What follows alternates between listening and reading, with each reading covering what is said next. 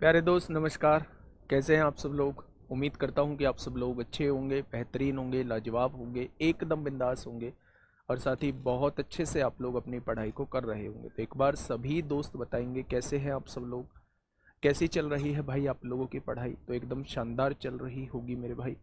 तो हम लोगों का मेंसुरेशन 2D ख़त्म हो चुका है, पॉलीगन हम लोगों का ख़त्म हो चुका है। आप लोगों को डिस्क्रिप्शन में ज़रूर लिखा दिखाई देगा कि आज का जो टॉपिक है वो पॉलीगन है। लेकिन मेरे भाई मैंने कल ही आप लोगों को बता दिया था कि पॉलीगन जो है वो 2 क्लास का टॉपिक है। हम अच्छे तरीके से क्वेश्चंस कर चुके हैं, बल्क में क्वेश्चंस कर चुके हैं। तो आज जो हम लोग शुरू करने वाले हैं वो मेंसुरेशन 3D हम लोग स्टार्ट करने वाले हैं। और जब मेरे भाई 3D खत्म हो जाएगी तो एक क्लास आप लोगों की मिक्स क्लास लूंगा जिसमें 2D और 3D दोनों के क्वेश्चंस कराऊंगा और 1.5-2 घंटे की क्लास उसे ले रहा हूँ। तो आज का जो टॉपिक है आप लोगों का मेंसुरेशन 3D मेरे भाई स्टार्ट करने जा रहा हूँ। एक बार सभी दोस्त बताएंगे कैसे हैं आप सब लोग। हेडिंग बना लीजिए मेरे दोस्त, हेडिंग बना लीजिए। आज का टॉपिक है मेंसुरेशन 3D हम लोग पढ़ने वाले हैं। क्या पढ़ने वाले हैं मेरे भाई? तो हम लोग पढ़ने वाले हैं मेंसुरेशन 3D। मेंसुरेशन 3D हम लोग पढ़ने वाले हैं। मेंसुरेशन 3D हम लोग पढ़ने वाले हैं। सबसे पहले अगर मैं 2017 और 2021 के पेपर का एनालिसिस करूं तो आप लोग देखेंगे कि 70% 75% आप लोगों से 3D से क्वेश्चन पूछे गए हैं और 25% केवल और केवल जो है मेरे भाई 2D से क्वेश्चंस पूछे गए हैं। तो अगर आपके एग्जाम के हिसाब से मैं आप लोगों से पूछूं तो आप लोग एक चीज महसूस करोगे कि 3D जो है वो बहुत ज्यादा इंपॉर्टेंट है। 3D जो है वो बहुत ज्यादा इंपॉर्टेंट है 2D के कंपैरिजन में। ठीक है भाई। अगर यहां से क्वेश्चंस की बात करता हूं तो मेरे दोस्त छाप दो, 1 से 2 क्वेश्चन आप लोगों को धर्म के यहां से देखने को मिलेंगे। 1 से 2 क्वेश्चन आप लोगों को 100% यहां से देखने को मिलेंगे। ठीक है मेरे दोस्त। अगर मैं इसके अंदर टॉपिक की बात करता हूं कि कौन कौन से टॉपिक हम लोगों को पढ़ने हैं तो सबसे पहले हम लोग जो शुरुआत कर रहे होंगे वो क्यूबॉइड से शुरुआत कर रहे होंगे, यानी जिसे हम लोग घनाभ कहते हैं, जिसे हम लोग घनाभ कहते हैं। दूसरी अगर मैं बात करूं तो दूसरा हम लोग क्यूब पढ़ रहे होंगे जिसे हम लोग जो है मेरे भाई घन कहते हैं। तीसरा हम लोग जो है इसके अंदर जो पढ़ने वाले हैं वो राइट सर्कुलर सिलेंडर पढ़ने वाले हैं। राइट सर्कुलर सिलेंडर हम लोग पढ़ने वाले हैं और इसे क्या कहा जाता है हिंदी में? इसे कहा जाता है लंबवृत्तीय बेलन हम लोग पढ़ने वाले हैं। लंबवृत्तीय बेलन हम लोग पढ़ने वाले हैं। ठीक इसी के बाद जो है एक छुटकू सा टॉपिक इसी पर बेस्ड है जिसे हमने नाम दिया है होलो सिलेंडर। होलो सिलेंडर हम लोग पढ़ने वाले हैं जिसे कहा जाता है खोखला बेलन। जिसे कहा जाता है मेरे भाई खोखला बेलन कहा जाता है। क्या कहा जाता है?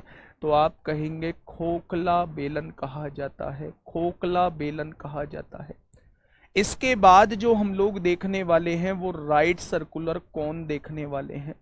इसके बाद जो हम लोग देखने वाले हैं मेरे भाई वो क्या देखने वाले हैं? तो आप कहेंगे राइट सर्कुलर कोन, जिसे कहा जाता है लंबवृत्तीय शंकु।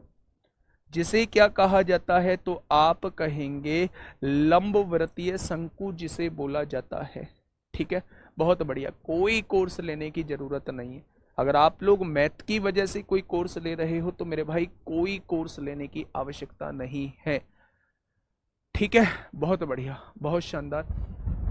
समझा दूंगा, सारा सारा का सारा समझ में आएगा। बस थोड़ा सा पेशेंस रखना होगा, चीज़ों को समझना होगा और एकदम बेहतरीन तरीके से जो है वो सारी चीज़ें आप लोगों के समझ में आएंगी। अगर मैं इसके बाद बात करता हूं तो मेरे भाई हम लोगों को स्फेयर पढ़ना है। स्फेयर यानी कि जिसे हम लोग गोला कहते हैं, जिसे हम लोग गोला कहते हैं। इसके बाद जो है हम लोगों को इसी का एक छुटकू सा टॉपिक यानी कि जिसे होलो स्फेयर कहा जाता है। और अगर हिंदी में बात करूं तो होलो स्फेयर क्या होता है मेरे भाई? होलो स्फेयर होता है खोखला गोला। होलो स्फेयर क्या होता है मेरे भाई? तो आप कहेंगे खोखला गोला होता है। इसके बाद जो हम लोग पढ़ने वाले हैं वो पढ़ने वाले हैं हेमी स्फेयर। हेमी का मतलब होता है आधा, हेमी स्फेयर मतलब अर्धगोला हम लोग पढ़ने वाले हैं। क्या पढ़ने वाले हैं? अर्धगोला हम लोग पढ़ने वाले हैं। ठीक है, हाँ। इसके बाद जो है, इसके बाद हम लोगों को पढ़ने वाला है, इसके बाद हम लोग पढ़ने वाले हैं frustum of corn. Frustum of corn यानी कि मेरे भाई हम लोग छिन्नक पढ़ने वाले हैं। क्या पढ़ने वाले हैं? छिन्नक पढ़ने वाले हैं, यानी जिसे कहा जाता है उल्टी बाल्टी भी इसे बोला जाता है।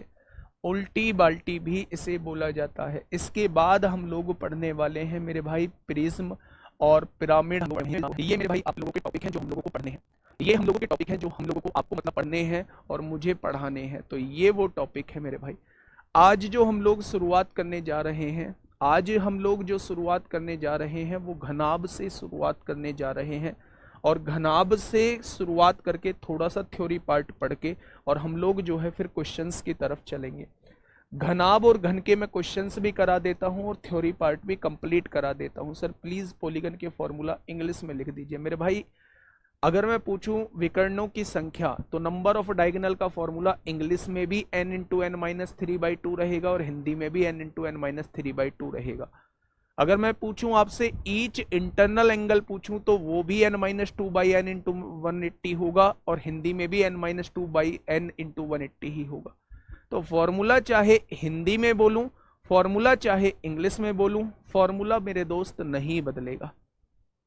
ठीक है, अगर मैं हेडिंग डालता हूं घनाभ किसे कहते हैं, यानी कि मेरे भाई क्यूबोइड किसे कहते हैं, क्या क्यूबोइड किसे कहते हैं। सबसे पहले आप लोग एक चीज सुनिएगा, अगर मैं फोटो बनाने की कोशिश करूं तो फोटो जो बनता है किसी भी घनाभ का वो ऐसे बनता है, आयताकार सीट से, आयताकार फील्ड से। कोई भी आयताकार 3D इमेज होगी उसे हम लोग घनाभ कहेंगे। कोई भी वर्गाकार 3D फिगर होगी उसे हम लोग घनाकार कहेंगे। ठीक है भाई। अगर मैं आप लोगों से कहता हूं मेरे भाई ये क्या है तो आप कहेंगे ये आप लोगों को लंबाई दी हुई है यानी L दी हुई है। ये क्या है? ये आप लोगों को चौड़ाई दी हुई है। और ये क्या है मेरे भाई? तो आप कहेंगे ये आप लोगों को ऊंचाई दी हुई है। ठीक है, एक बात थोड़ा सा समझिएगा मेरे भाई, अगर मैं आप लोगों से कहूं यहां से वो क्या क्या पूछ सकता है। सबसे पहले आंधी आ रखी है, और आंधी आ रखी है तो आप बाहर तो बैठे नहीं होंगे। जिस कमरे में बैठे हुए हैं, दो ही तरीके के कमरे हम लोगों के बनते हैं, या तो वो घनाभकार कमरा होगा या वो घनाकार कमरा होगा। मतलब या तो वो क्यूबोइड की शेप में होगा, क्यूबोइड की शेप में होगा, या वो क्यूब की शेप में होगा। अब इन दोनों में डिफरेंस क्या है? ऐसा कमरा जिसकी आमने सामने की भुजा केवल बराबर है, ये भुजा इसके बराबर, वो भुजा उसके बराबर, जिसकी आमने सामने की भुजा केवल बराबर है, ऐसे कमरे को हम लोग घनाभकार कमरा कहते हैं। वो आयताकार की फॉर्म में हो जाता है।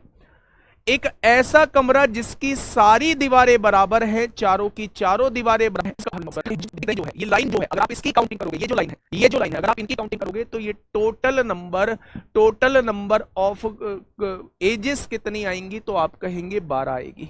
ठीक है भाई, अब ध्यान से सुनिएगा। अगर मैं आपसे कहूं कि यहां से वो तमाम तरीके के क्वेश्चन आपसे पूछ सकता है। पहला वो आपसे पूछ सकता है भाई साहब आयतन कितना होगा। अब ये आयतन क्या होता है थोड़ी देर में अभी बताऊंगा, वॉल्यूम कहते हैं जिसे। इसके बाद वो आपसे पूछ सकता है चार दीवारों का क्षेत्रफल कितना होगा, चार दीवारों का क्षेत्रफल कितना होगा, जिसे वो वक्र पृष्ठीय क्षेत्रफल भी बोलता है, जिसे वो वक्र पृष्ठीय क्षेत्रफल भी बोलता है। इसके बाद वो आपसे पूछेगा पांच दीवारों का क्षेत्रफल कितना होगा, पांच दीवारों का क्षेत्रफल कितना होगा, पांच दीवारों का क्षेत्रफल कितना होगा। इस टाइप के क्वेश्चन कैसे बन रहे होते हैं वो मैं थोड़ी देर में बताऊंगा। छह दीवारों का क्षेत्रफल भी वो आपसे पूछ सकता है, वो आपसे छह दीवारों का क्षेत्रफल भी पूछ सकता है मेरे भाई। अगर मैं छह दीवारों के क्षेत्रफल के दूसरा नाम की बात करूं तो इसे ही टोटल सरफेस एरिया कहा जाता है, इसे ही टोटल सरफेस एरिया कहा जाता है, इसे ही कुल पृष्ठीय क्षेत्रफल कहा जाता है। इसे ही कुल पृष्ठीय क्षेत्रफल, बेटा 6 दीवारों के क्षेत्रफल को ही क्या कहा जाता है? कुल पृष्ठीय क्षेत्रफल कहा जाता है। कुल पृष्ठीय क्षेत्रफल कहा जाता है।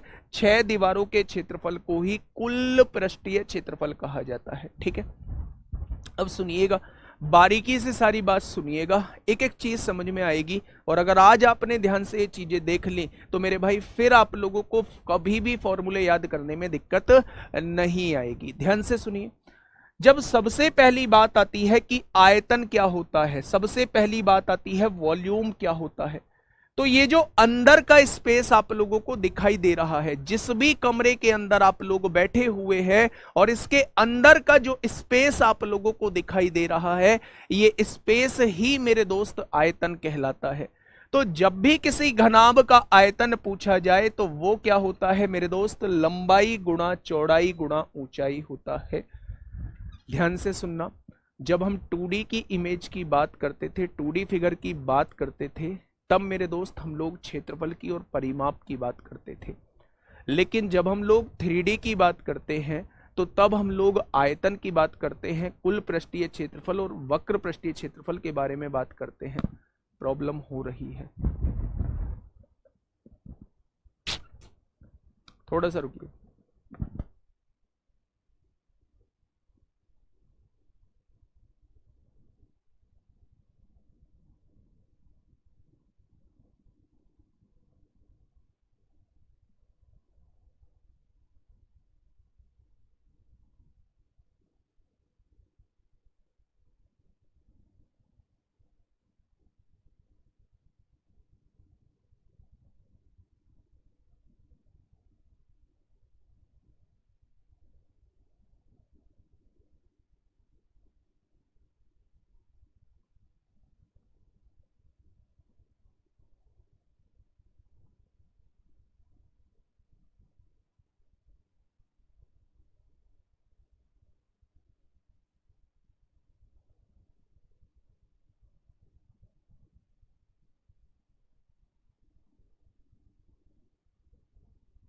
देख लो, देखो भाई, यहां से बिल्कुल दिया है, फोन में चल रही है, मेरे भी फोन में चल रही है, यहां से बिल्कुल ओके है। आप लोग एक बार अपना नेट चेक कर लो मेरे भाई, हो सकता है खराब मौसम की वजह से आप लोगों के ही नेट में कोई प्रॉब्लम आ रही हो।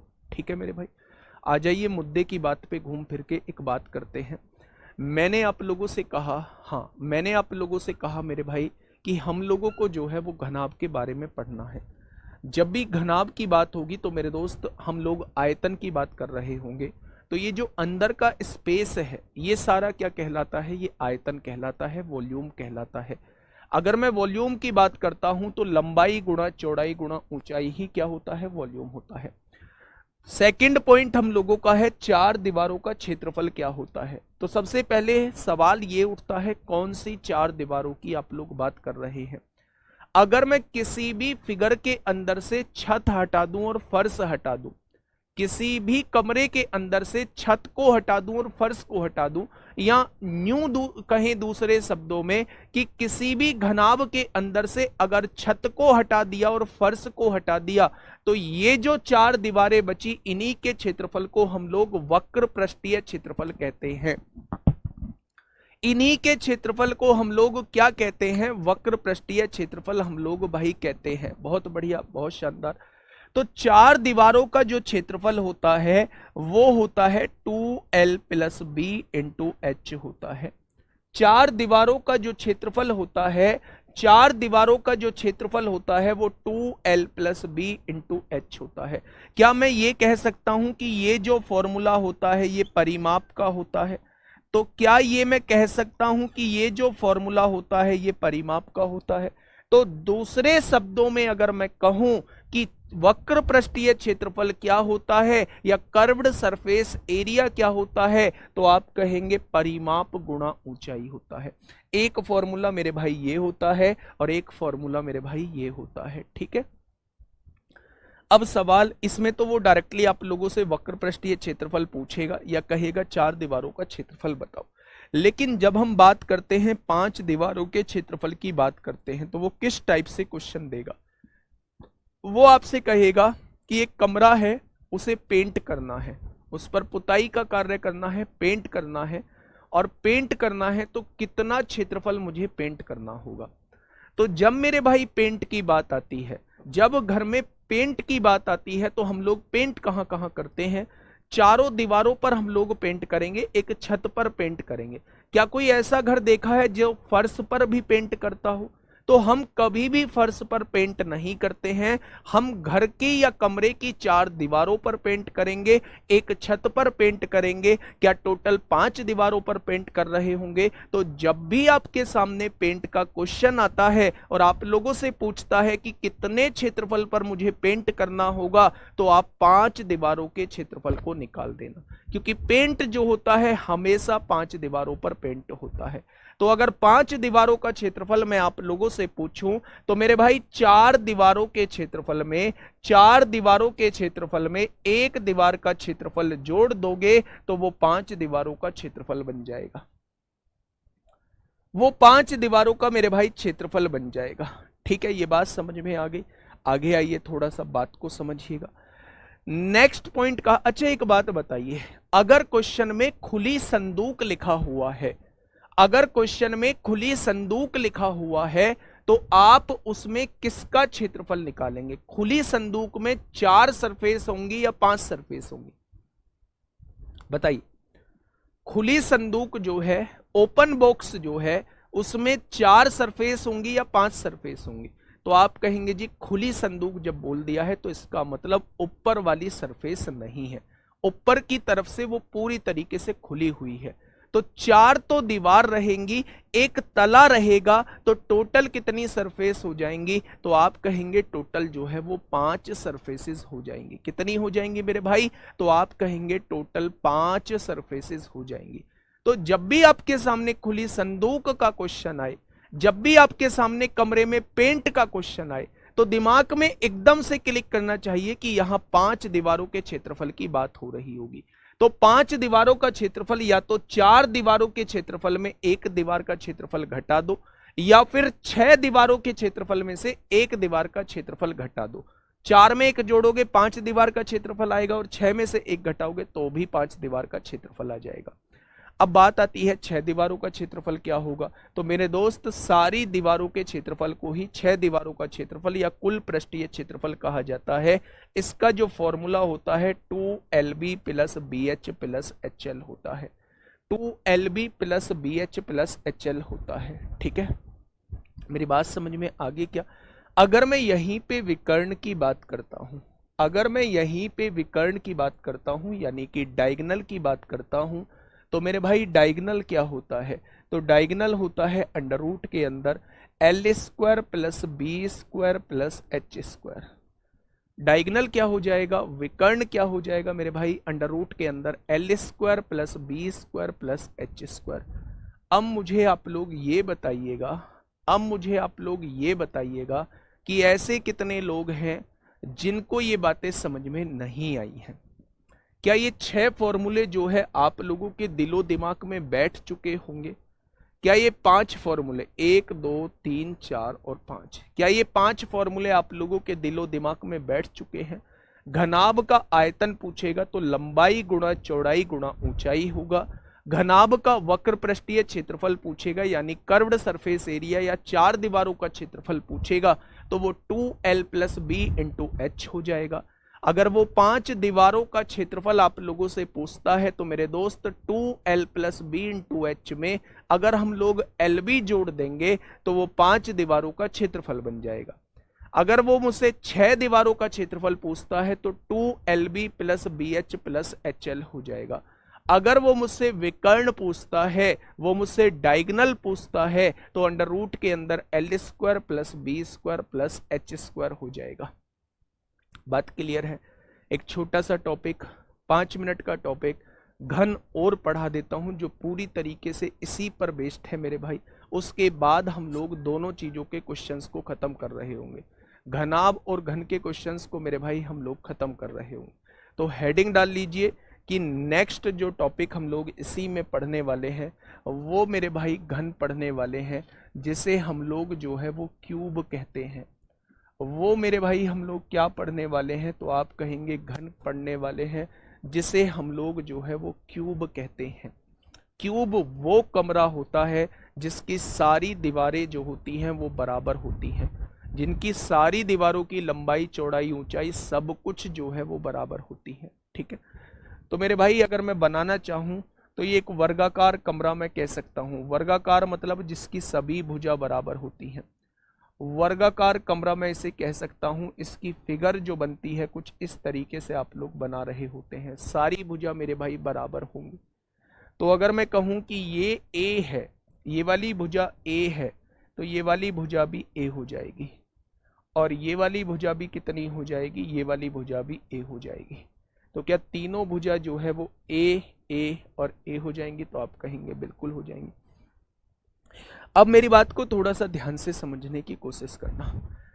बेटा जैसे मैंने आप लोगों को बताया था कि क्या हर एक वर्ग जो होता है वो आयत होता है, तो आप कहेंगे जी हाँ, हर एक वर्ग आयत होता है। रीजन क्या है? आयत की प्रॉपर्टी ये कहती है कि आमने सामने की भुजा बराबर होनी चाहिए। तो क्या वो वर्ग में भी होता है? वर्ग में भी आमने सामने की भुजा बराबर होती है। उस कंडीशन को छोड़ ही दो कि चारों भुजा बराबर होती हैं। क्या आमने सामने की भुजा बराबर होती है? हाँ होती है। क्या प्रत्येक कोण 90 डिग्री का होता है? हाँ होता है। इसलिए हम लोग कह सकते हैं कि मेरे भाई हर एक वर्ग जो है, every square is a rectangle, हर एक वर्ग जो है वो मेरा आयत होता है। ठीक उसी तरह अगर मैं कहूं कि क्या प्रत्येक घन जो है वो मेरा घनाभ होगा, जी हां बिल्कुल, प्रत्येक घन जो है वो मेरा घनाभ होगा।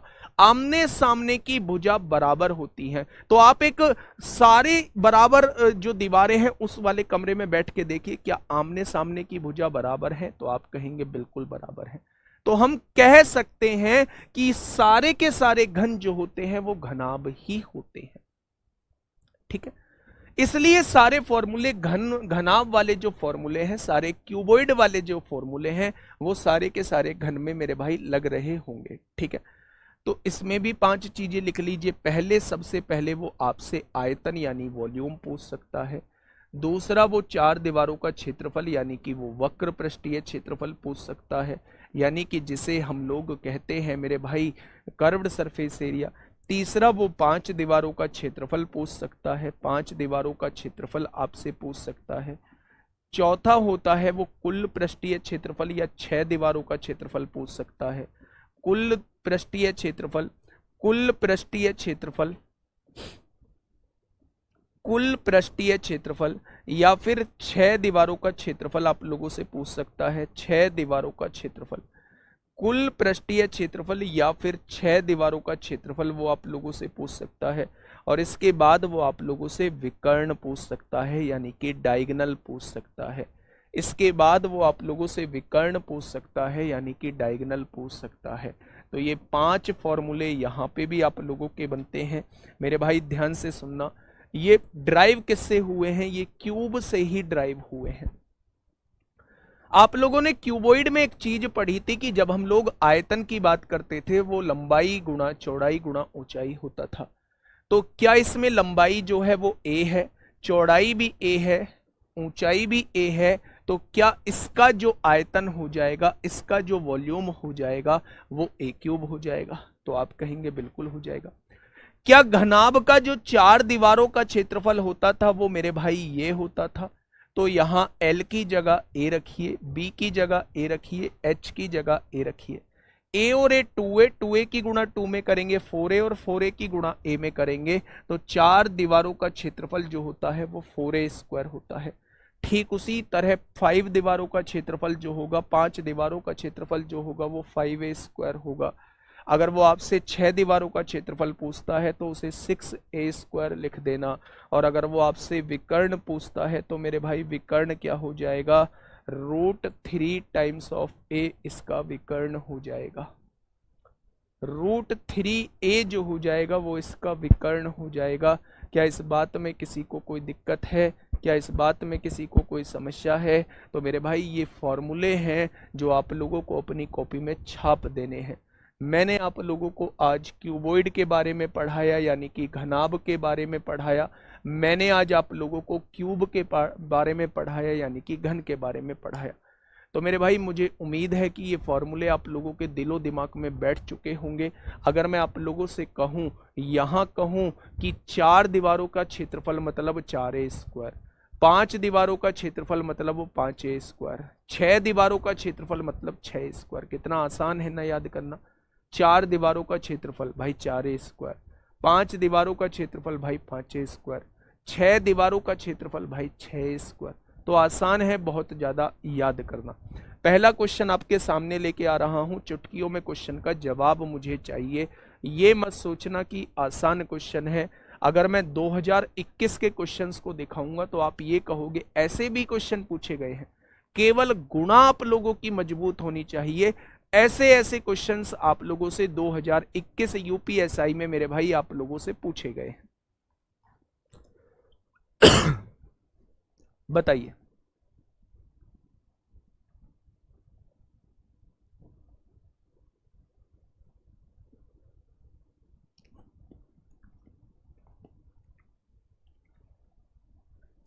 फटाफट बताइए भाई, क्या होगा इस क्वेश्चन का बिल्कुल सही जवाब।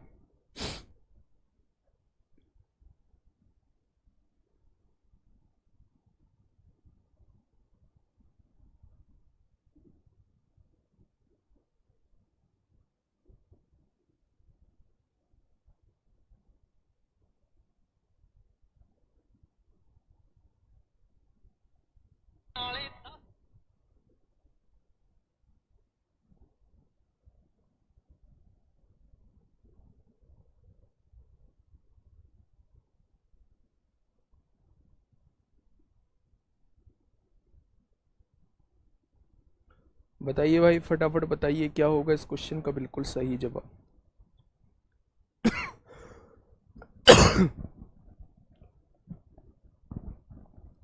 क्या होगा इस क्वेश्चन का साथी बिल्कुल सही जवाब।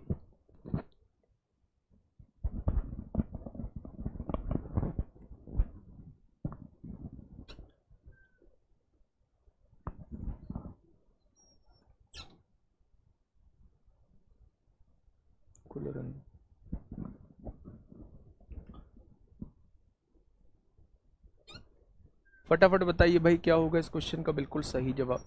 यदि एक घन की भुजा 7 सेंटीमीटर हो तो घन का आयतन, भाई छुटकू सा क्वेश्चन है।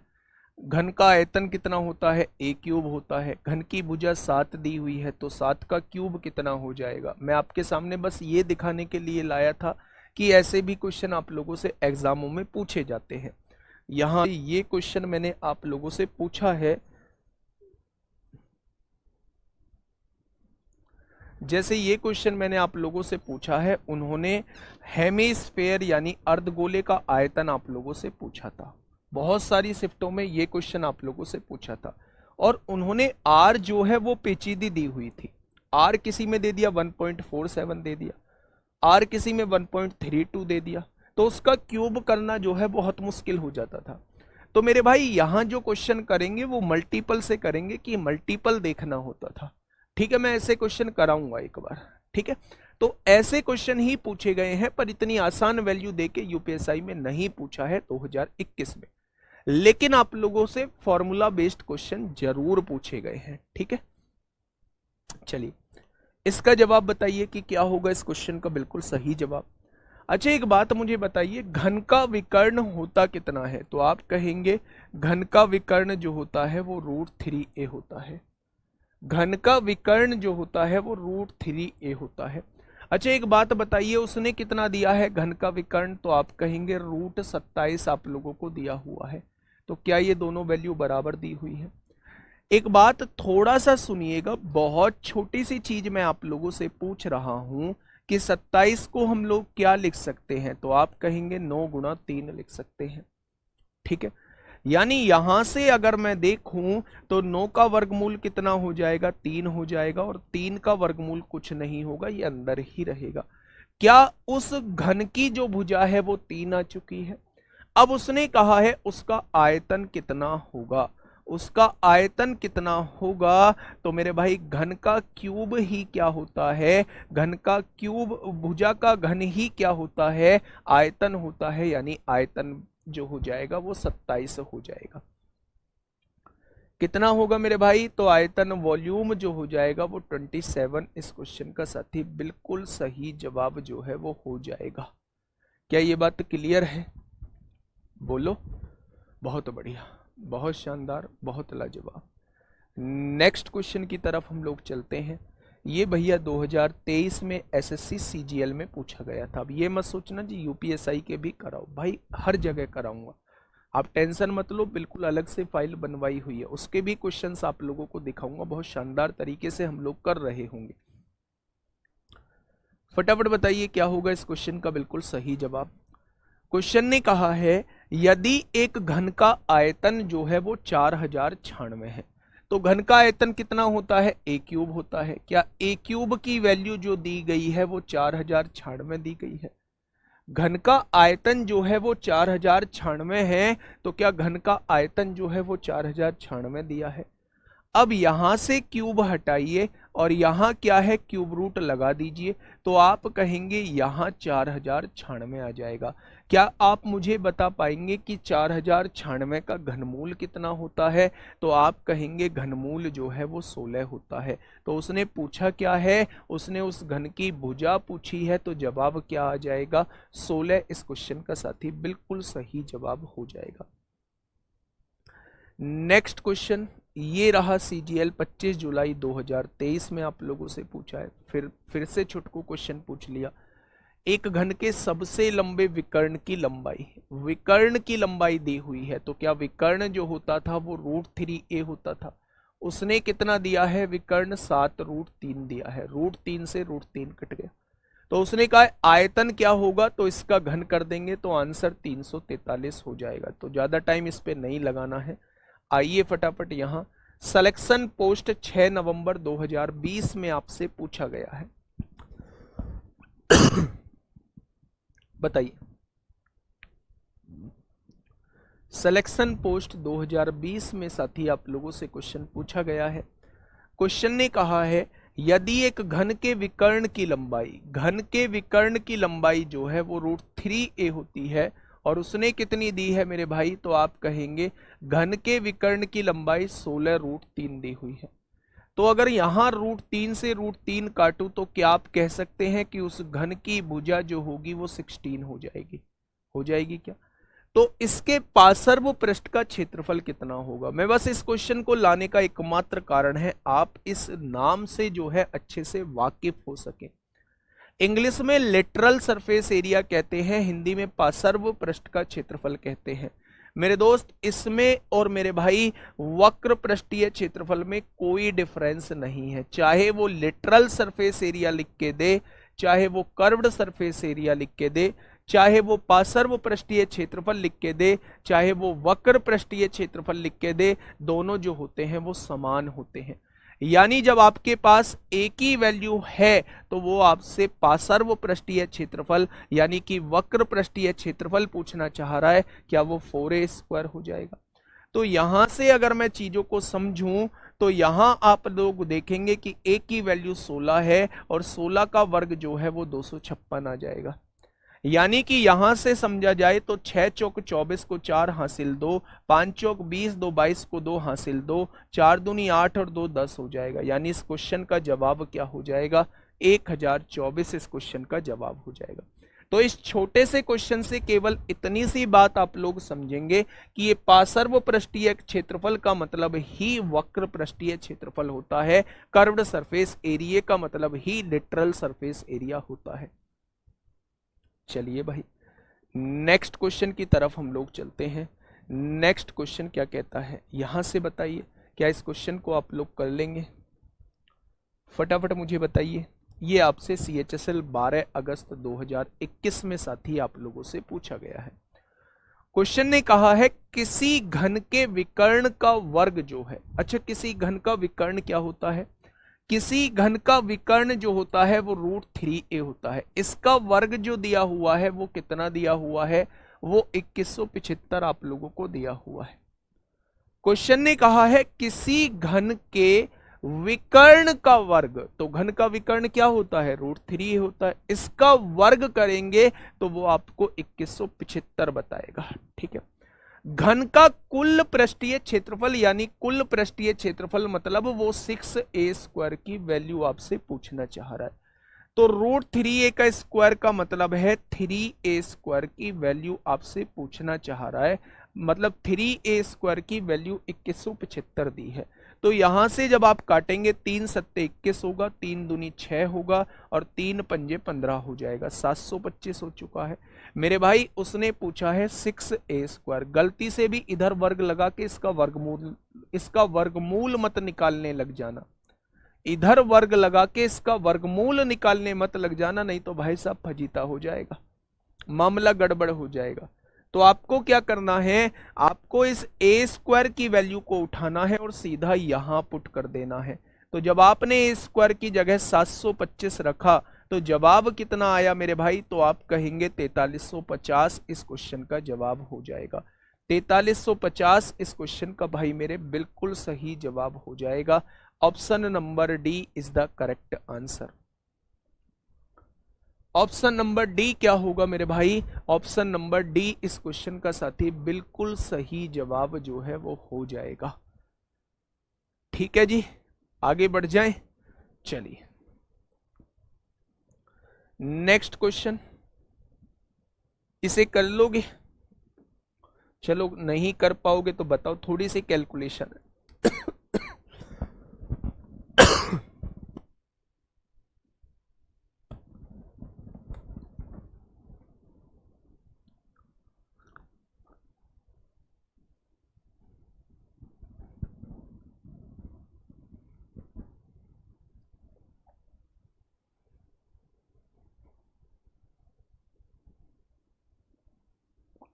बताइए भाई क्या होगा इस क्वेश्चन का बिल्कुल सही जवाब। क्या कहा है क्वेश्चन ने, किसी घन का पृष्ठीय क्षेत्रफल जो है वो 13.5 मीटर दिया हुआ है।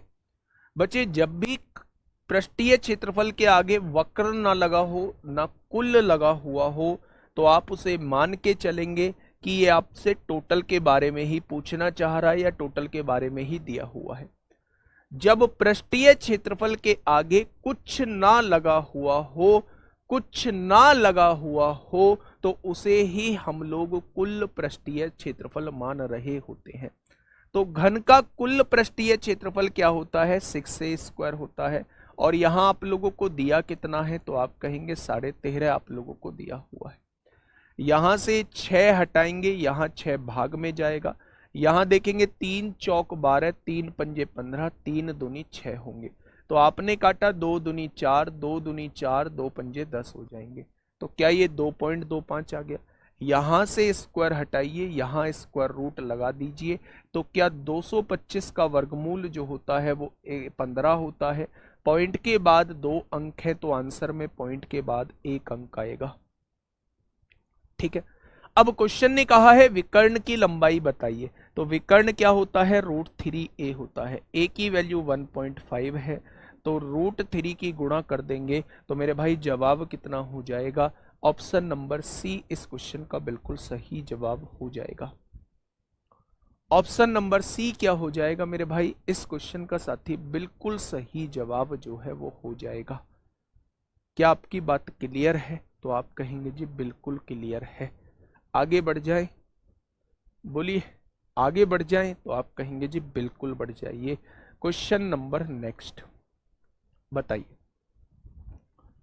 सीपीओ 16 मार्च 2019, आप यूपीएसआई की तैयारी कर रहे हैं, आप भी दरोगा की तैयारी कर रहे हैं और ये भी पैरामिलिट्री के दरोगा का क्वेश्चन है। बताइए क्या होगा इस क्वेश्चन का बिल्कुल सही जवाब, क्या हो जाएगा इस क्वेश्चन का साथी बिल्कुल सही जवाब। एक घन की कोर, कोर मतलब होता है भुजा, कोर मतलब होता है भुजा, इसे 10 सेंटीमीटर भुजा वाले छोटे घन में काट दिया जाता है। ऐसे कितने छोटे घन प्राप्त होंगे। सबसे पहले जहां आप लोग क्वेश्चन सॉल्व कर रहे हैं वहां एक छोटी सी बात छाप दीजिए, जब भी कोई बड़ी चीज से जब भी कोई बड़ी चीज से जब भी कोई बड़ी चीज से छोटी चीज बनाई जाती है, जब भी कोई बड़ी चीज से छोटी चीज बनाई जाती है, बड़ी चीज से छोटी चीज बनाई जाती है, तो बड़ी चीज के आयतन को बड़ी चीज के आयतन को छोटी चीज के आयतन से डिवाइड कर दोगे तो आपको ये पता लग जाएगा कि छोटी चीज जो है वो कितनी बनेगी। अगर आप ये निकालना चाहते हो कि छोटी चीजों की संख्या कितनी होगी, तो बड़ी चीज के आयतन को छोटी चीज के आयतन से डिवाइड कर देना। जैसे आपसे कहा कि एक दीवार है, वो दीवार जो है वो ईंटों से मिलकर बनी है, तो बताइए इस दीवार में कितनी ईंटें लगेंगी। तो याद रखना, बड़ी चीज के आयतन को छोटी चीज के आयतन से डिवाइड करना है। एक्चुअल में होता क्या है, जिस चीज से वस्तु बनाई गई है उसका आयतन जो चीज बनाई गई है उसके आयतन के बराबर होता है, दोनों का वॉल्यूम इक्वल होता है।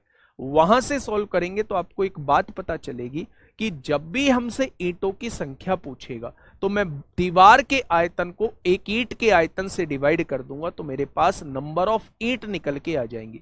जब भी मैं एक बड़े घन से छोटे छोटे घन काटता हूं तो बड़े घन के आयतन को छोटे घन के आयतन से डिवाइड कर दोगे तो आपके सामने नंबर ऑफ छोटे घन निकल के आपके सामने आ जाएंगे। ठीक है, ध्यान से समझिएगा। अगर मैं इस क्वेश्चन की तरफ चलता हूं मेरे भाई, तो एक घन की कोर जो है वो 1 मीटर है, यानी भुजा 1 मीटर दी गई है।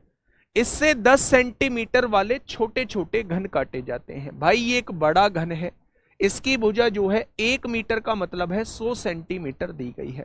इससे जो है वो छोटे छोटे घन काटे जाते हैं जिनकी भुजा जो है वो 10 सेंटीमीटर आप लोगों को दी गई है। तो वो कह रहा है ऐसे कितने छोटे घन प्राप्त होंगे। तो मेरे भाई बड़े घन का आयतन निकालिए, भुजा कितनी है 100 है, घन का आयतन कितना होता है, भुजा का घन होता है। तो भुजा अगर 100 है, साइड अगर 100 है, तो 100 का क्यूब ही क्या हो जाएगा, इसका आयतन हो जाएगा। अगर मैं कहूं इसके आयतन से डिवाइड कर दीजिए तो यहां इसका आयतन होगा, जब भुजा 10 दी गई है तो 10 का क्यूब ही इसका आयतन हो जाएगा। तो यहां से आप देखेंगे 10 बार कटेगा, यहां से आप देखेंगे 10 बार कटेगा, और यहां से आप देखेंगे 10 बार कटेगा। यानी कि मेरे भाई टोटल नंबर ऑफ घन कितने बन रहे होंगे, तो छोटे घनों की संख्या जो है वो 1000 हो जाएगी। छोटे घनों की संख्या जो है वो कितनी हो जाएगी, 1000 हो जाएगी। बस आपको ये बात समझनी है, जब भी आप लोगों से बड़े घन से छोटे घन बनाने के लिए कहा जाए तो बड़े घन के वॉल्यूम को छोटे घन के वॉल्यूम से डिवाइड कर देना, आपके सामने नंबर ऑफ क्यूब आ जाएंगे, यानी कि घनों की संख्या आपके सामने निकल के आ जाएगी। तो बड़े घन की भुजा 100 है तो भुजा का घन ही इसका आयतन होता है। छोटे घन की भुजा 10 है तो 10 का क्यूब ही इसका आयतन हो जाएगा। बड़े घन के आयतन को छोटे घन के आयतन से डिवाइड करेंगे तो आपके सामने घनों की संख्या निकल के आ जाएगी, यानी कि 1000 छोटे घन मेरे भाई बन रहे होंगे। ठीक है, आगे बढ़ जाए। चलिए नेक्स्ट क्वेश्चन आप लोगों के सामने है, बहुत बढ़िया, आ जाइए यहां पे।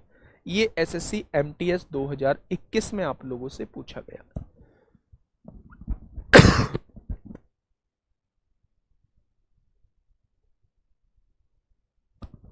बताइए क्या होगा इस क्वेश्चन का बिल्कुल सही जवाब।